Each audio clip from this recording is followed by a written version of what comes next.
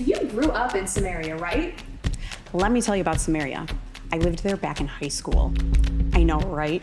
It's so embarrassing. Here, let me help you out.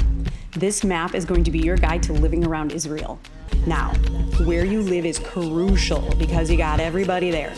You've got your Pharisee nerds, cool Sadducees, unfriendly Essenes, desperate Roman wannabes, burnouts, and the worst. Beware of the Samaritans. Wow, that's pretty fetch. So, that girl from Samaria everyone's talking about, did you ever meet her? Me? Yeah, I actually knew her. We were even friends for a while back in school.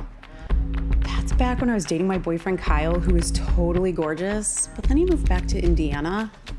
Anyway, she may be one of the dumbest girls I've ever met. She sat next to me in English class and she asked me how to spell the word orange. And boys, even stupider.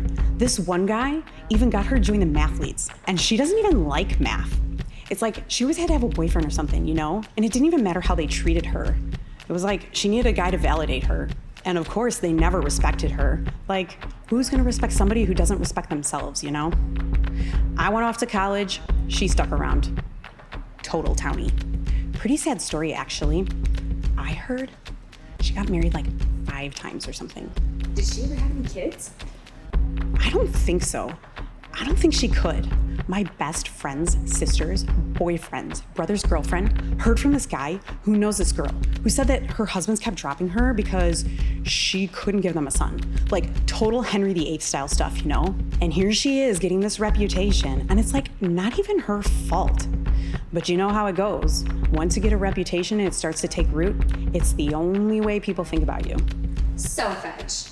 When did you see her again? So, I'm back in town visiting family, and like, there she is. I haven't seen her since high school, and she comes running up to us and she's like, come see a man who told me everything I ever did. And I'm like, here we go again. So I say, oh my gosh, you totally have a crush on this guy. You love him. And he totally compliments you, and so now you're blushing? And my friend Karen's like, look at how red she is. I came to find out later, it's because she was out at the well at noon. I mean, who does that? It's like so hot. It's so hot that time of day, like stupid hot. I don't know. I guess she was trying to go there when no one else was around. Ends up, she met this guy named Jesus there. She starts telling us this story about how he asked her for something to drink. And I'm thinking to myself, really? Worst pickup line ever. I mean, how could she be so dumb? Doesn't she know what strange guys at Wells are after? But she sees where I'm going and she's like, no, it's not like that. So she goes on telling us this whole story about how he knew things about her he couldn't know, but not in a creepy stalker sort of way, and how he treated her unlike any other guy has ever treated her, and how he really didn't want to take things from her, but he offered her some kind of special water instead. I don't know. She was really wrapped up in it, acting like he was God's gift to humanity or some kind of messiah or something. I'll tell you this much. It's the first time I've ever seen something like hope and self-respect in her eyes. Of course, we all had to go out and see, and he ends up staying in town a couple of days. Funny thing, it wasn't just her.